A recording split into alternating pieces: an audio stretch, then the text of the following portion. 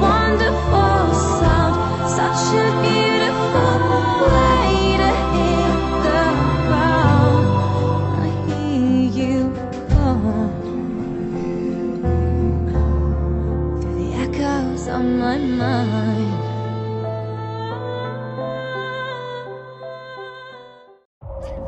I believe there are answers in the sky. Up there is where I have found the greatest happiness.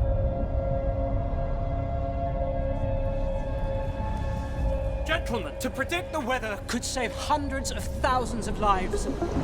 Hello, I'm Sophia Jessica. Welcome to the fan carpet. Tonight we are here for the BFI London Film Festival 2019. Well, yeah, she's surrounded by her sister and her aunt, and they live a sort of very conventional life, and she wants to do something that's completely mad.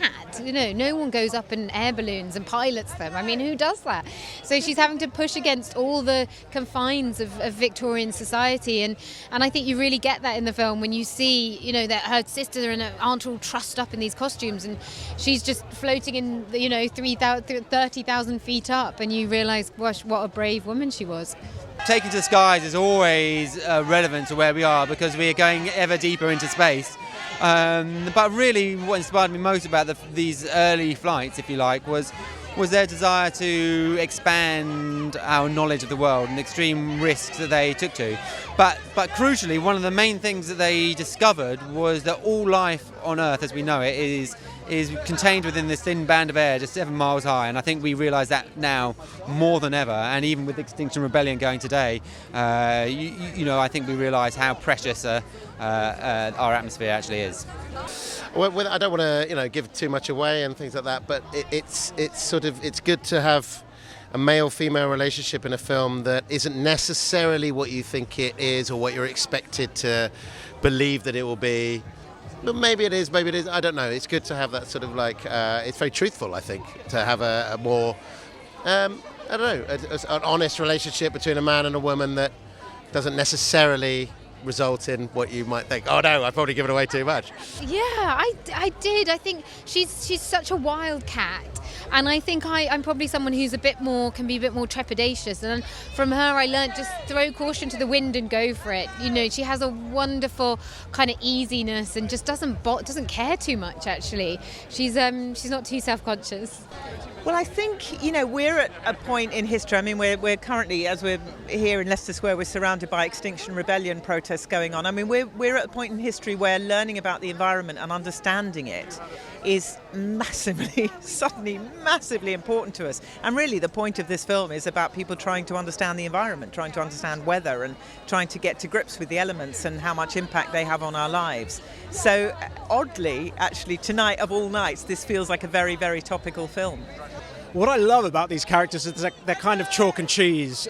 James Glaisher, my character, is very meticulous, very anal, and Felicity's character, Amelia, is a free spirit and a complete kind of... and basically, as Felicity keeps reminding me, that's basically the difference between Felicity and I. I'm really like boring and meticulous, and she's really fun and free-spirited, so it was perfect casting, basically. Yep. Yeah, it's been fantastic. I think we wanted to come back and make this film because they're such brilliant characters. They're such live wires, both of them. And when I read the script, I loved that she was an action heroine, that she had all these massive climbs she had to do and falling off the top of the balloon. Although when I was actually shooting them, I did kick myself and think, actually, this is much harder to actually do than it is to read someone doing it. My character is Felicity's aunt, and she's sort of instrumental in getting the two lead characters together. They meet at a party that she's hosted, and she kind of understands, I think, that Felicity's character is outside the common sort of perception of Victorian women. She's a crazy sort of free-thinking, independent woman, and I think her aunt gets that in a way that other characters perhaps are slightly shocked by her. He's called Charlie. He's a shoeshine boy, and he's kind of interested in this whole world of balloons. He has this big scene where he's like running, just trying to make sure he doesn't miss the balloon because he wants to see it happen and is fascinated by all this stuff. This film is set in 1862 and it's about two people that go up and see if they can break the height record at that time. But it doesn't all go to plan, and it turns into an epic fight for survival. Well, there's a great line in it, which is, and I'm probably going to not get it quite accurate, but it's not about the world that you see, it's about the world that you're in. It's your experience in the world, and we are all in the world. And I think what we're seeing, I mean, today we've got the climate protests happening across the world, not just in London, and it's awareness about this very, very major potential catastrophe that is heading our way. And in this era, they were exploring and using the technology that they had to explore and try and come up with solutions and ways to solve certain problems. And I think that's what we all have to do as well. Well, I worked with Tom on War and Peace for the BBC a few years ago, and was kind of blown away by him. He's so energetic. He's so incredibly bright and smart, and a very, very clear communicator, and also really nice, just a really nice guy. So that was, for me, before I'd even read the script, the thought that this was another Tom Harper project made me think, okay, I'm in, He's wonderful, and I think he's just going to go from strength to strength. He's quite an extraordinary talent. The easiest bit was that there's a whole chunk of the film in which she goes through the most extraordinary, intense, rigorous physical element while my character's passed out. So I basically had a few days just kind of lying in a basket doing nothing while she endured her equivalent of the Revenant. And the hardest thing was how a huge amount of the film is these two people in a tiny basket, and how you keep that alive and riveting for an audience, and how they want to keep coming back to see how those two people are sort of shifting and changing. That was probably the biggest challenge. I love just all the action and doing the stuff on the balloon, falling off. And I remember it was such an amazing shot. My hair was covered in icicles, and there's a shot of her just falling down, and then George, the cameraman, he loved the hair getting trapped on the balloon and the sound, this scratching sound. I think that's one of my favourite moments. Fingers, they looked so sore in the film when you were doing it. It felt so realistic, didn't it? It's like you took us on a journey with you. I know. Well, they're actually the prosthetics was hours, and working out, the timing of everything. But she has all these blisters on her hands, and they're just made from a sort of a material that they stick to you. And I was really bad, and I would try and pick them off and drive the makeup team absolutely mad. But there was one day where there was a location where I had to do some running in, and there's loads of horses, and I had to dodge in and out of them, and it was really fun. It was just it was a hot day as well, so it was quite tiring. And it was that was probably my highlight of the film. That was my favourite bit. I think that we just wanted to immerse people in this world of the sky and take them on a kind of roller coaster ride from start to finish. So hopefully it has thrills and spills and emotion, and just as an entertaining film. Well, it's a joy to work with him, because we just get on really well, and we both have a similar sense of humour. So, it is hard work, but in between you can have a bit of a laugh, which is nice, in between takes. And I can't think of any bad bits. I don't know, we're both quite OCD maybe, and bring that out in each other. I don't know if that's a good thing or a bad thing. Well, that was always the idea, and Tom, our director, was so brilliant at putting the camera right in the basket. There was a time when he thought he'd have the camera outside to get sort of wider scapes, but for the intimacy and to make the audience feel like they're there with you, it was always, so we always had the cameraman in our tiny basket as well, so there was a lot of kind of dancing around each other.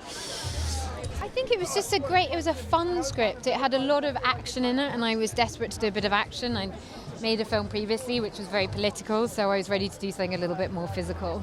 Well, I mean, that if you could actually know what that is, then you'd be a very rich person. It's chemistry. I mean, that's it. It's been proved before, and in this they just work tremendously well together, and I think that they obviously respect each other's work tremendously, and then when they're together, it shines. It elevates it.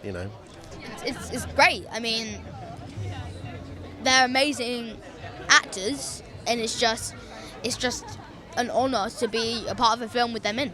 It's really interesting, isn't it? I just think they have a natural chemistry, and that's something you can't really create. You can't manufacture it. People have it or they don't have it. And they clearly had it in The Theory of Everything. They were amazing together in that.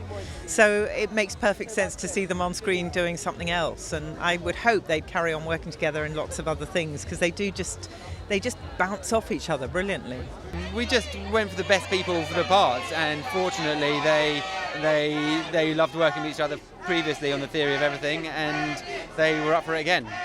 Well, it was very bonding. I think the whole crew and cast, well, it was only Eddie and I, but I think we went through, in those balloon scenes, we went through an enormous amount physically, and we were trying to, with the way it was shot, is George, the cameraman, was in the balloon with us. So a lot of it was the three of us working out, it was so physically intensive, and by the end we were covered in bruises and quite bashed up, but it was all worth it in the end. Yeah, I mean, it's a slightly weird dichotomy between being all set in this sort of very constrained basket, at the same time having these enormous wide cinematic vistas of the sky that they keep going through. So actually, even though it's constrained shooting in the basket, kind of that those restrictions lead you to think creatively about it in a way that is quite exciting. Well, I think they could. Well, it's certainly something to be seen on the big screen for sure. It's it might not quite translate so much on a small screen. It's just to get the kind of impact of the aerial photography and incredible vistas and cinematography that they've achieved. And it's a feel-good film. It's one for all the family. I think it has a lovely core relationship in there, and it's based on like inspired by true events. And I think it's very relevant to the times. It's to do with the weather and the climate and things like that. There's all these things you could see in it. Well, we sent it to a few people, and they were the people that creatively got behind the project and saw the film in the same way that we did. And they also bid very aggressively for it as well. So it was a combination of the two. Like-minded people who were willing to realise it at the level that we feel it needed to be realised. I've just finished doing my first American TV series, which is a thing for Armando Iannucci for HBO. So I've just finished that. That goes out in January, I think, next year. And currently I'm doing a BBC comedy for BBC Two, I think, which will go out next year as well. So lots of comedy at the moment. I'm now looking for another drama to do. His Dark Materials, the TV show, is coming out in November, so look out for that. That was a very fun thing to do. It was about 7 months filming, so a very long shoot, and all of the cast were just amazing. Like, there's loads of kids in it, so like they're all like my best friends, and everyone was nice on it and like cool. And I play a character called Roger. So you can't give away too much if you haven't read the books, but like he's like a character called Lyra's best friend in it, and stuff happens. I think definitely having that level of trust in place already makes such a huge difference, because you're not kind of getting to know someone as you're playing those characters. We already know each other, so there's an absolute shorthand. You can say whatever you want to each other. You can do, we do takes over and over again, and we both have very similar styles, and I think that's what helps. Well, I mean, I don't know the true story behind the characters that these are inspired by, but of course, it's one of those things, isn't it? We don't think of female characters or female people in the past as being pioneers or groundbreaking this and that, but that's just blatantly, I don't know what the right word is, but utterly untrue. It's just a version of history that we've seen, and so it's very refreshing, and I think it reflects our society now and at the time that we're in, that these kind of characters these stories are being told like this. But it's also about time, what's taken us so long. Well, it's very tense. It's very exciting, and it's amazing. It's a really good film. It really explores, because it's obviously the true story of what happened, and I just find that really cool. Thank you for watching The Fan Carpet. I'm Sophia Jessica. Please follow us on Facebook, Twitter and Instagram for more next time. Take my hand!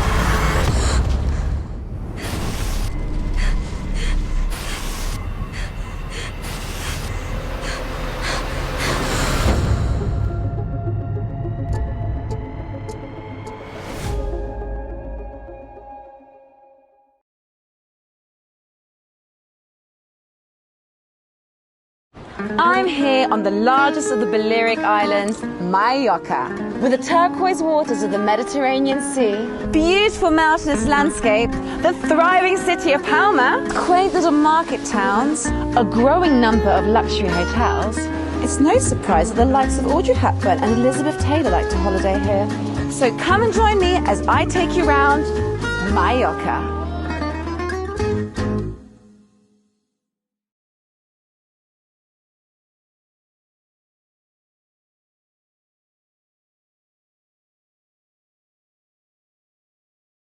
Thank you for watching The Fan Carpet. If you like this video, be sure to click that thumbs up button at the bottom of your screen.